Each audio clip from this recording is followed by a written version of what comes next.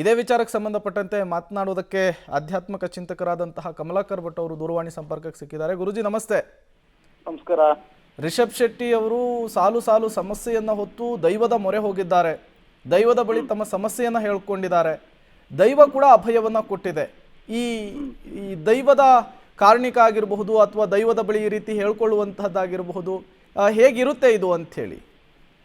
ಖಂಡಿತ ಸಾಮಾನ್ಯವಾಗಿ ದಕ್ಷಿಣ ಕನ್ನಡದ ಪ್ರದೇಶ ಅಥವಾ ಕರಾವಳಿಯ ತೀರದಲ್ಲಿ ದೇವ ಮತ್ತು ದೈವ ಅಂತಕ್ಕಂಥ ಎರಡು ವ್ಯವಸ್ಥೆಗಳ ಆಚರಣೆಗಳನ್ನ ಅನವರತವಾಗಿ ನಡೆಸ್ಕೊಂಡು ಬಂದಿರತಕ್ಕಂಥ ವಿಚಾರ.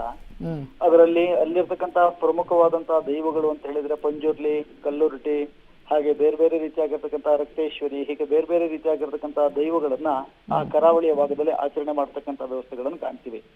ಹಾಗಿರುವಾಗ ದೇವರು ಅಥವಾ ದೈವಗಳು ಮೂರು ಮುಕ್ಕಾಲುಗಳಿಗೆ ಒಬ್ಬನ ಮೇಲೆ ಆಕರ್ಷಣೆ ಆಗತ್ತೆ ಅಂತಕ್ಕಂಥ ದೃಷ್ಟಿನಲ್ಲಿ ನೇಮ ನಡೀತಕ್ಕಂಥದ್ದು, ಕೋಲಗಳು ನಡೀತಕ್ಕಂಥದ್ದು ಇತ್ಯಾದಿಗಳ ಕ್ರಮವನ್ನ ಕರಾವಳಿ ಪ್ರದೇಶದಲ್ಲಿ ಆಗುವುದರಿಂದ ಇಂದಿಗೂ ಕೂಡ ಅನೇಕ ವೈಜ್ಞಾನಿಕವಾದಂತಹ ಯುಗದಲ್ಲಿದ್ರೂ ಕೂಡ ವಿಜ್ಞಾನಕ್ಕೆ ಮಿಗಿಲಾದಂತಹ ಅನೇಕ ವ್ಯವಸ್ಥೆಗಳನ್ನ ಅಥವಾ ಅನೇಕ ಶಕ್ತಿಗಳನ್ನ ಇಂದಿಗೂ ಕೂಡ ತೋರಿಸ್ತಕ್ಕಂಥ ಕ್ಷೇತ್ರಗಳನ್ನ ನಾವು ನೋಡ್ತೇವೆ. ಉದಾಹರಣೆಗಾಗಿ ಕೊರಗಜ್ಜ ದೈವ ಇರ್ಬೋದು, ಅಥವಾ ಪಂಜೋತ್ಲಿ ಇರ್ಬೋದು, ಹೀಗೆ ಕಲ್ಲುರ್ಟಿ ಇರ್ಬೋದು, ಹೀಗೆ ಹಲವಾರು ದೈವಗಳು ಅಲ್ಲಿ ಪ್ರಮುಖವಾದಂತಹ ವ್ಯವಸ್ಥೆಗಳನ್ನು ಮಾಡುತ್ತೆ.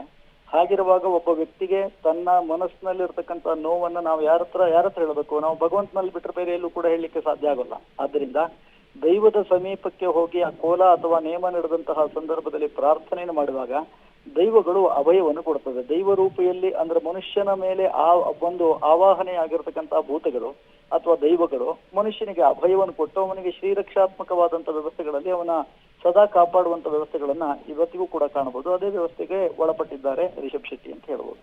ಓಕೆ, ಧನ್ಯವಾದಗಳು ಗುರುಜಿ ಇಷ್ಟೊತ್ತು ಪಬ್ಲಿಕ್ ಟಿವಿ ಜೊತೆ ಮಾತನಾಡಿದ್ದಕ್ಕೆ.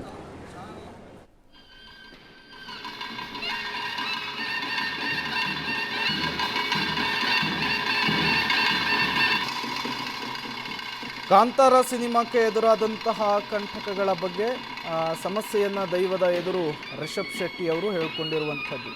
ಕೇಳಿ ರಿಷಬ್ ಶೆಟ್ಟಿ ಯಾವುದೇ ಕೆಲಸ ಮಾಡಬೇಕಾದ್ರೂ ಕೂಡ ಮೊದಲು ದೈವದ ಆಶೀರ್ವಾದವನ್ನು ಪಡೆದುಕೊಳ್ತಾರೆ. ಏನೇ ಕಷ್ಟಗಳು ಬಂದರೂ ಕೂಡ ದೈವದ ಮೊರೆ ಹೋಗ್ತಾರೆ. ಈಗಲೂ ಕೂಡ ದೈವದ ಮೊರೆ ಹೋಗಿರುವಂಥದ್ದು, ದೈವದಿಂದ ಅಭಯ ಸಿಕ್ಕಿದೆ.